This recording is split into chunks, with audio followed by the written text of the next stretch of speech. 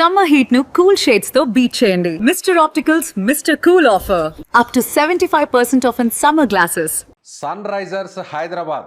So రోజు రోజుకి మ్యాచ్కి హైదరాబాద్ జట్టు ఐపీఎల్ సిరీస్లో రైజ్ అవుతూనే ఉంది. సో ఆరెంజ్ ఆర్మీ ఇప్పుడు తమకు ఎదురు లేదు అని చెప్తోంది. అటు బ్యాటింగ్లో, బౌలింగ్లో, ఫీల్డింగ్లో అదర కొట్టేస్తున్నారు మనోళ్ళు. ముఖ్యంగా సన్ రైజర్స్ హైదరాబాద్ హీరో అభిషేక్ శర్మ సెంచరీతో ఒక్కసారిగా Hyderabad Uppal stadium పులకరించిపోయింది.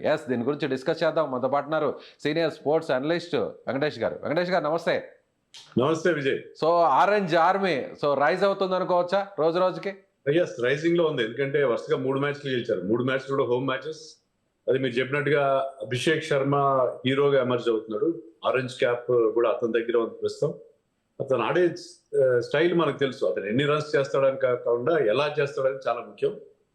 Impactful innings ఉంటుంది అతని దగ్గర. కొన్నిసార్లు ఫెయిల్ అవుతాడు, ఫస్ట్ బాల్ కూడా డక్అవుట్ అవుతాడు. కానీ ఆడిన రోజున ఏంటంటే అతను మ్యాచ్ ని కంప్లీట్ గా తమ టీం గెలిపించి పెడతాడు. మనం ఈవెన్ వరల్డ్ కప్ లో కూడా అదే అనుకున్నాం. కానీ అన్ఫార్చునేట్లీ ఏంటంటే వరల్డ్ కప్ లో అతను ఫైనల్ వరకు ఫామ్ లోకి రాదు. ఫైనల్ ఎప్పుడైతే ఫామ్ లోకి వచ్చాడో ఫైనల్ మనం ఈజీగా గెలిచే అవకాశం కల్పించాడు. So he's that kind of a player. So Abhishek Sharma లాంటి ఒక ప్లేయర్ మీ టీంలో ఉన్నాడంటే మీకు అది అంతకంటే మించిన ఎసెట్ ఇంకోటి ఉండదు ఇలాంటి ఈ ఫార్మాట్ లో. అంటే ఓవరాల్గా చూస్తే అన్ని జట్లతో కూడా పోలిస్తే అభిషేక్ శర్మ లాంటి పవర్ హిట్టింగ్ ఉన్న బ్యాట్స్మెన్ ఇంకెవరిని కూడా మనం కంపేర్ చేయలేకపోవచ్చా? డెఫినెట్ గా. ఎందుకంటే మీరు వరల్డ్ కప్ లో కూడా చూడండి, అందరి దృష్టి అభిషేక్ మీద నిలిచింది. బట్ అన్ఫార్చునేట్లీ వరల్డ్ కప్ లో తను ఆశించే స్థాయిలో పర్ఫామ్ చేయకుండా డక్అవుట్లు అయ్యి వరుసగా అలా అయింది. కానీ బట్ ఫైనల్ కి వచ్చేసరికి మళ్ళీ అతని రియల్ టాలెంట్ అనేది బయటపడింది. సో మీకు వైభవ్ సూర్యవంశీ లాంటి ప్లేయర్స్ ఉన్నారు. కానీ అతను ఏంటంటే అతను యంగ్స్టర్, అతను ఎప్పుడు ఎలా ఆడుతాడో తెలియదు. ఇప్పుడు మిగతా ఇంత రిలయబుల్ గా ఇంత ఎక్స్పీరియన్స్ కూడా చాలా కౌంట్ అవుతుంది. సో ఇతనుకున్న ఎక్స్పీరియన్స్ కానీ తర్వాత అతనుకున్న రేర్ ఎబిలిటీ 200 స్ట్రైక్ రేట్ తో ఆడడం, ఏ బౌలర్ అయినా కంప్లీట్ గా పూర్తిగా చీల్చి చెండాడేయడం, అది అతనుకున్న ప్రత్యేకత. ఏ బౌలర్ అయినా జడుస్తాడు. అభిషేక్ శర్మకి బౌలింగ్ వేయడానికి ప్రతి టీం కూడా తమ పూర్తి స్ట్రాటజీస్ అన్ని అతని మీదే పెడితే మిగతా ప్లేయర్స్ కూడా దానివల్ల బెనిఫిట్ అవుతారు. సో ఇలాంటి ప్లేయర్ ముఖ్యంగా సన్ రైజర్స్ మనం అభినందించాల్సిన విషయం ఏంటంటే 2 సీజన్ల ముందు వరకు, అంటే 2024కి ముందు వాళ్ళు ఒక 4-5 సీజన్లు అభిషేక్ శర్మ ఆడాడు. సరిగ్గా పర్ఫామ్ కూడా చేయలేదు. కానీ వాళ్ళు అతన్ని 6-7 కోట్లు పెట్టి తీసుకున్నారు. మళ్ళీ ఆక్షన్లో పర్చేజ్ చేశారు. అతని మీద కాన్ఫిడెన్స్ ఉంచారు.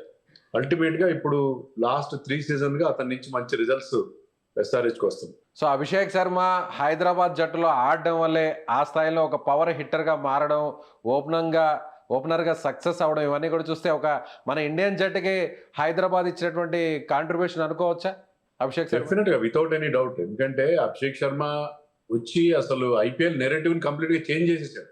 ఇంతమంది ఏంటంటే మీరు 180, 190 కొడితే అది విన్నింగ్ స్కోర్ అయ్యేది. కానీ ఇప్పుడు అట్లా కాదు. 200, 250, 280 ఆ లెవెల్ కి కంప్లీట్ గా డైనమిక్స్ కంప్లీట్ గా చేంజ్ చేసేసి అభిషేక్ శర్మ అంటే సరే ఒక కొత్త ఫార్ములాతో వెళ్తుంది. అంటే ఆల్ అవుట్ అగ్రెషన్ తో వెళ్తుంది.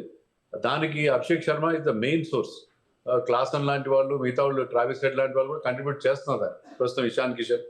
బట్ బేసిక్ ఏంటంటే Abhishek Sharma explosive power and talent, దాన్ని బేస్ చేసుకునే ఎస్ఆర్హెచ్ ఒక కొత్త స్ట్రాటజీతో ఈ ఐపీఎల్ లో చూడండి మీరు 7 మ్యాచ్లు జరిగితే ఇప్పటివరకు 7 మ్యాచ్లో ఒక్కసారి కూడా ఇషాన్ కిషన్ టాస్ గెలవలేదు. 7 టాస్లు ఓడిపోయాడు. అయినా కూడా SRH manage to win 4 matches. ఎట్లా అంటే ఫస్ట్ బ్యాటింగ్ చేయడం అనేది డిసడ్వాంటేజ్. ఇప్పటివరకు మనం మ్యాచెస్ చూస్తే టాస్ గెలిచిన ఆల్మోస్ట్ ఎవ్రీ టీమ్ ముందుగా బౌలింగ్ తీసుకోవడం, చేజ్ చేసాడు ఈజీగా. ఎక్కువ చేజింగ్ టీమ్సే గెలిచాయి. కానీ ఎస్ఆర్హెచ్ 4 మ్యాచ్లు గెలిచింది టాస్ ఓడిపోయి ఫస్ట్ బ్యాటింగ్ చేయాల్సి వచ్చిన. దానికి కారణం ఏంటంటే అభిషేక్ లాంటి ప్లేయర్స్ ఒక బ్రహ్మాండమైన స్టార్ట్ అందించి పెద్ద స్కోర్ చేస్తున్నారు. అవతల టీం దాన్ని చేంజ్ చేయలేకపోతుంది, వాళ్ళ కండిషన్స్ అనుకూలంగా ఉన్నప్పుడు.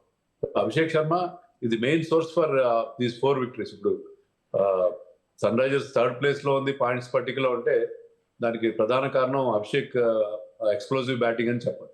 సో అదేవిధంగా ఇప్పటి వరకు కూడా అభిషేక్ శర్మ అంటే మొత్తం ఇన్నింగ్స్ పూర్తయ్యేంత వరకు కూడా బ్యాటింగ్లో ఉండడం, సో నాట్అవుట్గా నిలవడం చూస్తే, ఇవన్నీ కూడా చూస్తే అభిషేక్ శర్మ ఒకవేళ కానీ క్రీజ్లో ఉంటే ఎంత స్కోరు బోర్డు మీద ఉంటుంది అనేది నిన్న మ్యాచ్ ఒక ఎగ్జాంపుల్ అనుకోవచ్చా?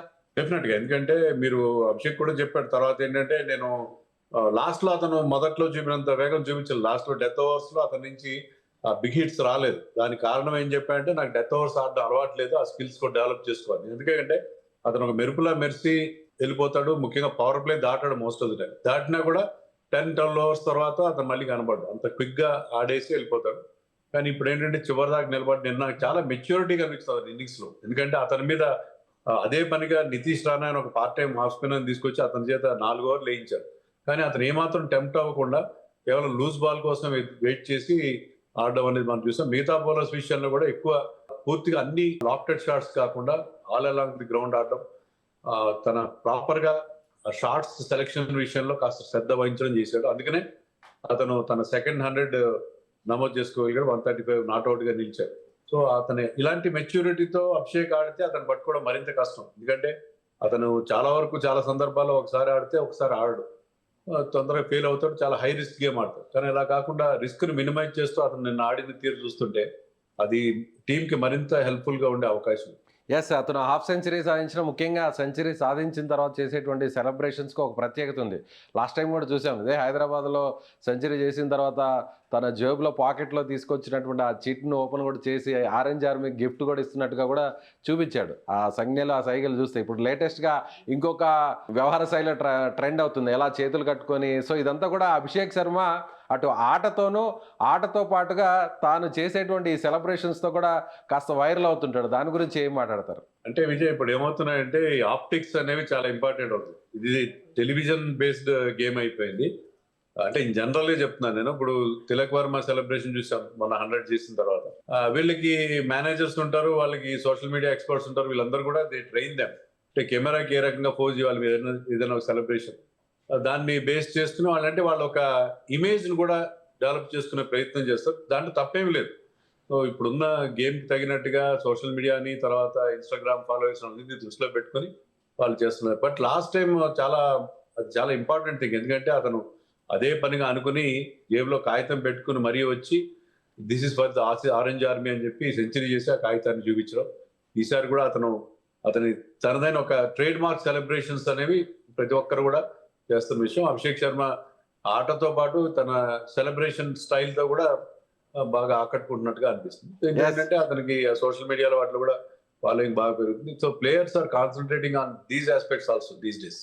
ఎస్, వెంకటేష్ గారు, ఎస్ఆర్హెచ్ ఈ స్థాయిలో వరుస విక్టరీలు సాధించడానికి హైదరాబాద్ అచ్చొచ్చినటువంటి గ్రౌండ్గా మారడానికి ప్రధానంగా చూస్తే కేవలం బ్యాటింగే కాదు, బౌలింగ్లో కూడా చాలా స్ట్రాంగ్గా మారింది. మలింగ బౌలింగ్ నిన్న మనం చూస్తే ముఖ్యంగా పేస్ బౌలింగ్ ఒక స్ట్రాంగ్ యూనిట్గా మారింది అనుకోవచ్చు ఎస్ఆర్హెచ్కి. యా, అది ఇంకోటి కూడా నేను ఏం చెప్తానంటే పిచెస్ కూడా గతంలో ఏంటంటే out and out batting pitches చూస్తున్నాను. ఇప్పుడు ఇక్కడ ఉన్న పిచెస్ మీద ఇటీవల కాలంలో చూస్తున్నాయంటే there is something for the bowlers. So అలాంటి పిచెస్ మీద వీళ్ళకి బౌలింగ్ చాలా వీక్ గా కనిపించింది. స్టార్టింగ్ లో వీళ్ళు ఆడిన 4 మ్యాచ్లు చూస్తే బౌలింగ్ చాలా దారుణంగా కనిపించింది. ఈ బౌలింగ్ తో ఎలా గెలుస్తారని చెప్పి ఎస్ఆర్హెచ్ హార్డ్ కోర్ ఫ్యాన్స్ కూడా చాలా ఫ్రస్ట్రేషన్ కు లోనే. కానీ ఆఫ్ లైట్ ఏంటంటే ఎప్పుడైతే కొత్త కుర్రాళ్ళు ప్రఫుల్ హింగే, తర్వాత షకీబ్ హుస్సేన్ అండ్ శివం కుమార్ లాంటి వాళ్ళు తీసుకొచ్చారో వాళ్ళు క్లిక్ అవ్వడంతో ఏంటంటే సీనియర్ బౌలర్స్ ఎవరు లేకపోయినా ఇన్ఎక్స్పీరియన్స్డ్ అటాక్ ఉన్నా కూడా అది టీమ్ కి బాగా కలిసి వచ్చి రావడం అనేది మనం చూసాం. నితీష్ కుమార్ రెడ్డి కూడా లాస్ట్ ఇయర్ తో కంపేర్ చేస్తే చాలా బెటర్ బౌలర్ కనిపిస్తున్నారు. పేస్ చాలా ఇంక్రీజ్ అయ్యారు.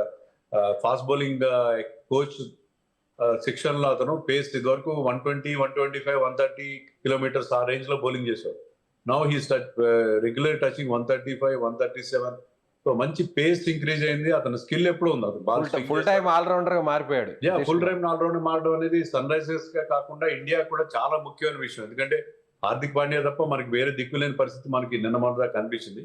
సో నితీష్ కుమార్ రెడ్డి బౌలర్ గా షైన్ కావడం, కీలకమైన వికెట్స్ తీయడం, అలాగే ఇప్పుడు సాకిబ్ హుస్సేన్ అయితే చాలా ఎక్సలెంట్ బౌలింగ్ చేస్తున్నాడు. కొంతమంది అయితే అతను బుమ్రాతో కూడా పోలుస్తున్నారు. అంటే too early to say that. అంటే అతనికి ఉన్న టాలెంట్, అతను ఆ స్లోయర్ వన్స్ చేయడం, అతని యాక్యురసీ, ఈవెన్ అతను అంత పేసీ కాదు, is not as quick as Praful Hinge, కానీ అతను చాలా యాక్యురేట్ గా వేస్తున్నాడు, చాలా తెలివిగా బౌలింగ్ వేస్తున్నాడు.